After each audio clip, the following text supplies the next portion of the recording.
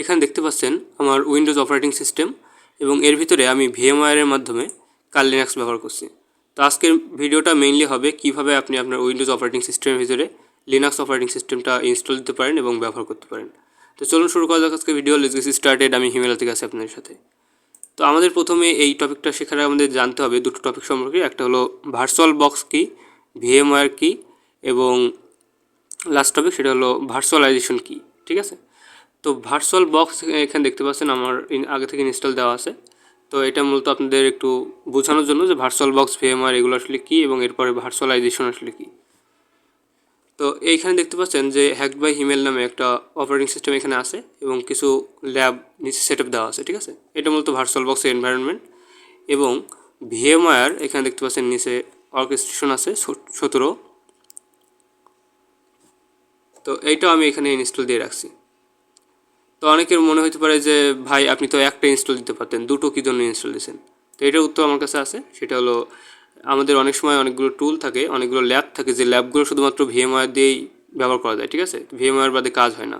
তো এখানে এই কারণে মূলত আমার ভিএমওয়্যার এবং ভার্চুয়াল বক্স দুটো ইনস্টল দেওয়া। তো আপনারা যারা বিগিনার আছেন তারা শুধুমাত্র ভিএমওয়্যার কিংবা ভার্চুয়াল বক্স আপনারা ভিএমওয়্যারই ইনস্টল করতে পারেন। ঠিক আছে, ভিএমওয়্যার অনেকটা ভালো এবং ইউজার ফ্রেন্ডলি আমার যেটা মনে হয়।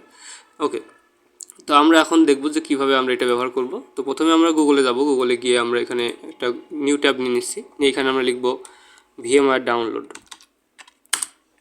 ওকে, তো এটা লেখার পরে দেখতে পাচ্ছেন আমাদের প্রথমে যে ওয়েবসাইট আছে ডাউনলোড ভিএমওয়্যার অর্কেস্ট্রেশন, এইটা এর ভিতরে ক্লিক করব। ক্লিক করার পরে দেখতে পাচ্ছেন আমাদের এখানে ভিএমওয়্যার অর্কেস্ট্রেশন 17 প্লেয়ার। একটু নিচে স্ক্রল করলে দেখতে পাচ্ছেন try orchestration 17 player for Windows. তো ডাউনলোড নাও এখানে ক্লিক করবেন। তো এটা যেহেতু আমার আগে থেকে ডাউনলোড দেওয়া আছে, আপনার এখানে ডাউনলোড দিলে এটা ডাউনলোড হবে 128 MB কিংবা এমন সামথিং। তো এটা ডাউনলোড হওয়ার পরে আপনারা এখান থেকে জাস্ট ইজিলি নেক্সট ক্লিক করবেন এবং এটা ইনস্টল হয়ে যাবে। ঠিক আছে, এটা ইনস্টল করা খুব একটা কঠিন বিষয় না। তো আশা করছি আপনারা এটা ইনস্টল করে নেবেন। ওকে, তো এইটা ইনস্টল করার পরে আমাদের যে কাজ করতে হবে, আমাদের এখানে আবারও গুগলে যেতে হবে। নিউ ট্যাবে চলে যান। এখানে গিয়ে এখানে লিখবেন গেট কালি। গেট কালি লেখার পরে ইন্টার ক্লিক করুন এবং প্রথম যে ওয়েবসাইট গেট কালি এখানে ক্লিক করুন।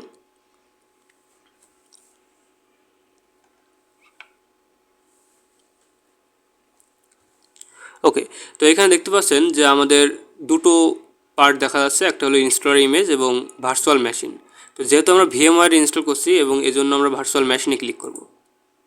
তো ভার্চুয়াল মেশিনে ক্লিক করার পরে দেখতে পাচ্ছেন যে এখানে কয়েকটা জিনিস আছে, সেটা হলো ভার্চুয়াল বক্স, হাইপার-ভি, কিউমো, এরপরে আছে ভিএমওয়্যার। তো আমাদের রাখবে ভিএমওয়্যারটা। ঠিক আছে, তো এখানে ভিএমওয়্যারে ক্লিক করুন। এখানে ক্লিক করলে এখানে সিম্পলি আমাদের ডাউনলোড হওয়া শুরু হয়ে যাবে।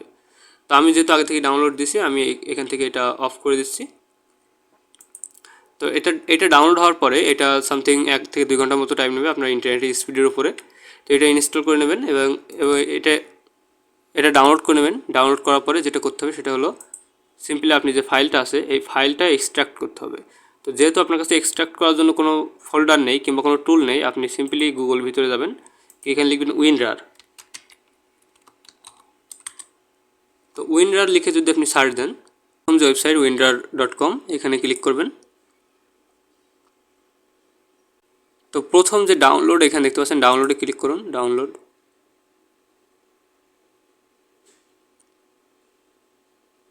তো এখান থেকে আপনি ইজিলি 64 বিটের জন্য ইংলিশ যেটা আছে এটা ক্লিক করবেন উইন্ডোজ। ঠিক আছে, এবং আপনার ডিভাইস যদি 32 বিট হয় তাহলে এখান থেকে আপনি 32 বিট ডাউনলোড করে নেবেন।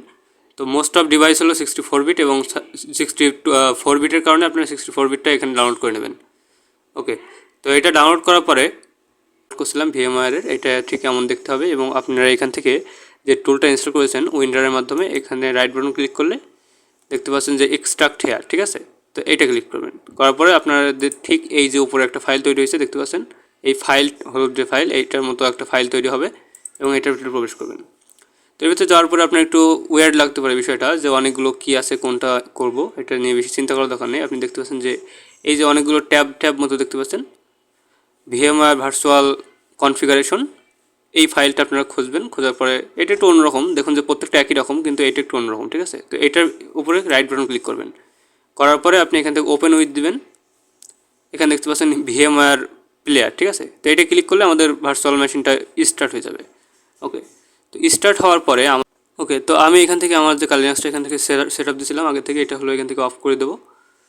তো দেখতে পাচ্ছেন অলরেডি এটা লগ আউট হয়ে গেছে, ঠিক আছে। তো আপনাদের ইনস্টল দেওয়ার পরে, তো আপনাদের এই পেজটা আসার পরে আপনারা এখান থেকে সিম্পলি লিখবেন ইউজার নেমের এখানে কালি এবং পাসওয়ার্ডে কালি লিখবেন, লিখে এন্টার ক্লিক করবেন। তো দেখতে পাচ্ছেন আমাদের সাকসেসফুলি আমরা আমাদের উইন্ডোজের ভিতরে ভিএমওয়্যারের মাধ্যমে কালি লিনাক্সের সেট আপ দিয়ে ফেললাম। তো এটা কিন্তু খুবই ইজি ছিল। তো যদি কোনো প্রবলেম হয় অবশ্যই কমেন্ট বক্সে কমেন্ট করবেন, আমি রিপ্লাই দেওয়ার চেষ্টা করব। এবং আপনি এখান থেকে আরেকটা বিষয় আমাদের লক্ষ্য করতে হতো, যেটা আমরা প্রথমে দেখিনি, সেটা হলো আপনার কম্পিউটার থেকে কিবোর্ডের কন্ট্রোল শিফট এবং এসকেপ এটা যদি ক্লিক করেন, প্রেস করেন, তাহলে কিন্তু এমন একটা টাস্ক ম্যানেজার ওপেন হচ্ছে, ঠিক আছে। তো টাস্ক ম্যানেজারটা কী হয়, এখানে আপনি যদি পারফরমেন্সে যান, পারফরমেন্সের ভিতরে এখানে ভার্চুয়ালাইজেশন এনেবেল, ঠিক আছে। তো আপনারা এই সবগুলো করার আগে প্রথমে দেখবেন যে এনেবেল আছে কিনা। যদি এনেবেল না থাকে তাহলে আপনি ইউটিউবে সার্চ দেবেন যে হাউ টু এনেবেল ভার্চুয়ালাইজেশন, ঠিক আছে। তো how to enable virtualisation in Windows বলে যদি আপনি সার্চ দেন, তাহলে কিন্তু আপনি এটি ইজিলি পেয়ে যাবেন যে কীভাবে এনেবেল করতে হয়। তো এরপরে আপনি এই কাজগুলো করবেন। ভার্চুয়ালাইজেশন ওপেন না থাকলে কিন্তু আপনার এইগুলো কোনোটাই কাজ করবেন না, ঠিক আছে। তো আশা করছি আপনি বুঝতে পেরেছেন কীভাবে কালি লিনাক্স ভিএমওয়্যারের মাধ্যমে আমাদের উইন্ডোজ অপারেটিং সিস্টেমে ইনস্টল দিতে হয়। তো কোনো প্রশ্ন থাকলে অবশ্যই প্রশ্ন করতে পারেন এবং আমাদের টেলিগ্রাম চ্যানেলে আপনি যুক্ত হতে পারেন। গ্রুপ আছে আমাদের ডেডিকেটেড, আপনার যে কোনো ধরনের হ্যাকিং প্রবলেম আপনি সেখানে আমার সাথে যোগাযোগ করতে পারছেন। তো ভালো থাকুন, সুস্থ থাকুন, আসসালামু আলাইকুম।